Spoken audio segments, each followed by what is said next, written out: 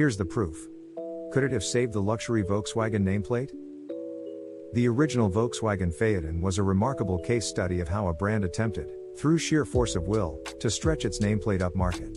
Of course, whatever lens you examine the original Phaeton through, it's nobody's definition of a success.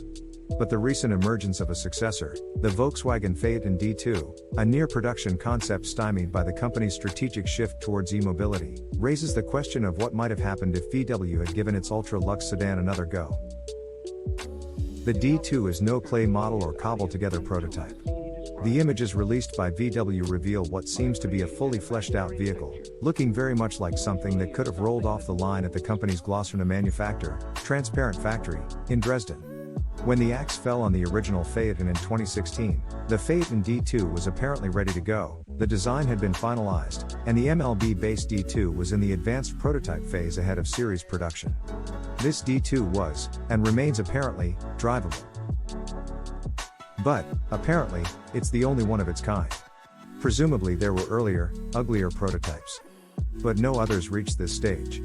And what a stage it achieved, looking quite handsome, easily identifiable and full of VW's contemporary styling cues and themes, and yet clearly, at least from the front and side, showing off the heft and solidity of its predecessor.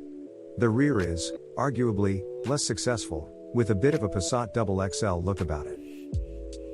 The inside of the Phaeton D2, in some ways, actually seems to be more evolved than any of the company's subsequent production offerings.